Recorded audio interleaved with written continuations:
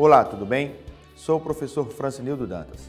Dando continuidade à nossa conversa sobre a área da logística, gostaria de convidá-lo para a nossa próxima competência, que consiste em verificar a importância da logística reversa para as empresas. Vamos nessa?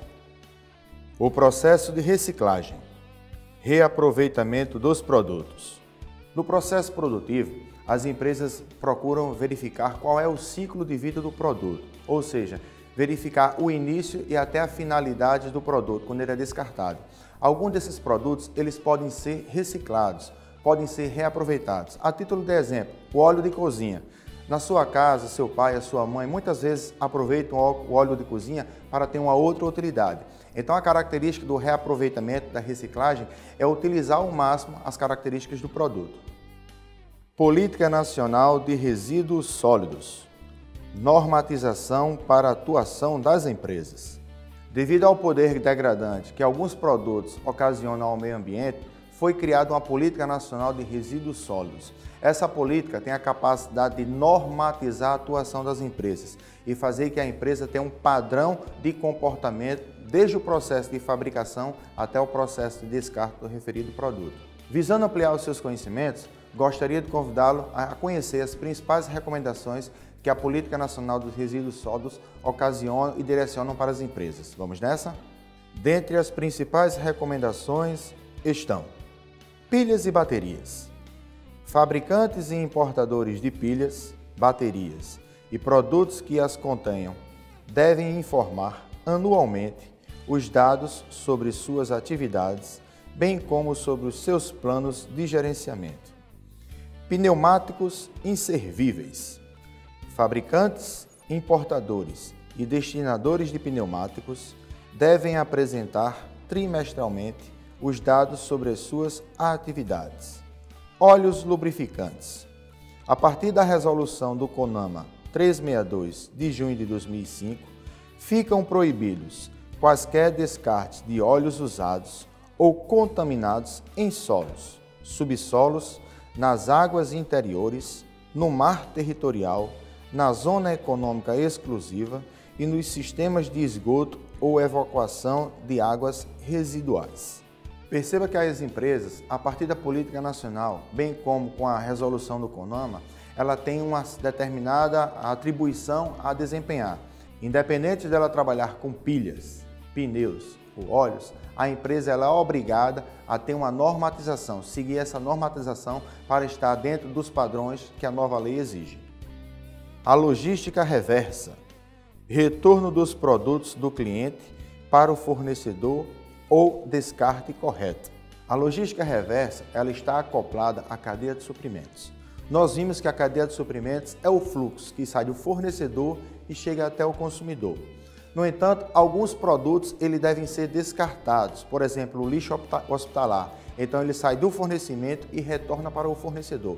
Além disso, alguns produtos, imagina que saiu do fornecedor e chegou ao cliente, ele chegou avariado, ele chegou quebrado, não chegou na qualidade que o cliente demandou. Então esse produto terá que retornar para o fornecedor para que o fornecedor entregue um outro produto com as características que o cliente está demandando. Então toda vez que existe um retorno do produto do cliente para o fornecedor, seja no processo de descarte ou seja no processo de reutilização ou pegar um novo produto, então isso é a logística reversa. Logística reversa de pós-consumo. Produtos usados e em fase de descarte.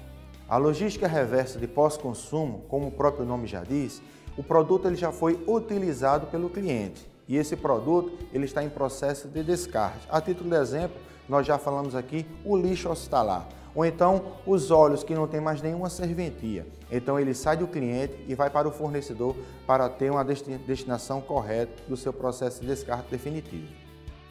A logística reversa e seus impactos. Custos. Controle das entradas. Padronização. Tempo de ciclo reduzido. Sistemas de informação. Rede logística planejada. Relações colaborativas. Viabilidade. Coleta. Processamento e reutilização. Vocês devem ter percebido que a logística reversa possibilita diversos impactos. O primeiro impacto está referente aos custos. Para que você tenha um processo escoando, você precisa de equipamentos de movimentação, você precisa de centros de distribuição, você precisa de profissionais que vão fazer o processo de separação dos produtos para verificar o que vai ser reciclado ou não, vai ter uma destinação. E tudo isso envolve custos. Uma outra vantagem é você ter uma padronização de todos os produtos que estão entrando.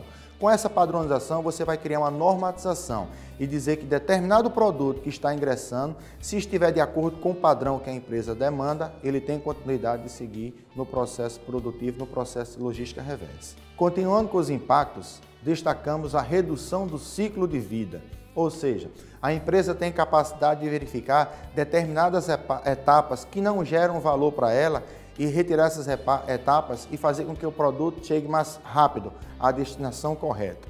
Com isso, ela pode ter informações da cadeia de produtos, da carteira de produtos e ter a normatização que a gente já falou. Para isso, ela precisa planejar toda a sua estrutura, ou seja, ela tem que verificar todos os pontos, todos os gaps, todos os gargalos para evitar assim e criar um fluxo contínuo, desde a entrada até a destinação final do produto. Continuando com os impactos, nós destacamos as relações colaborativas.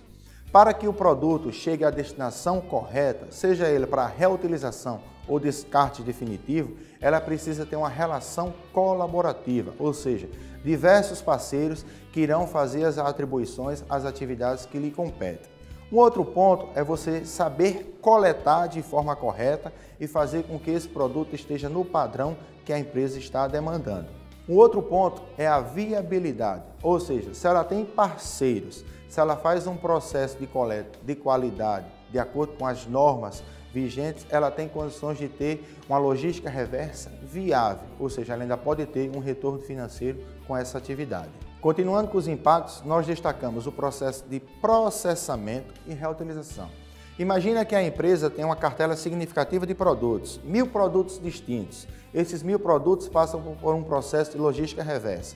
Então ela precisa processar essas informações. Para isso, ela tem que utilizar sistemas de informação. Quando ela processa, ela tem condições de verificar qual o produto deverá ser reutilizado e colocado na cadeia de suprimento para ter segmento dentro dela. A logística reversa como elevação de níveis de serviços ao cliente. Imagem institucional. A logística reversa, apesar dos custos envolvidos, ela pode se tornar uma vantagem competitiva para as empresas. Por quê? O nível de padrão dos clientes está mudando, ou seja, o cliente demanda uma empresa socialmente ambiental, ou seja, uma empresa que valoriza o meio ambiente. Então, uma empresa que tem uma logística reversa, ela tem a capacidade de fortalecer a sua imagem institucional e, consequentemente, atender a esse novo padrão de cliente que está demandando uma responsabilidade ambiental. Chegamos ao final da nossa quinta competência.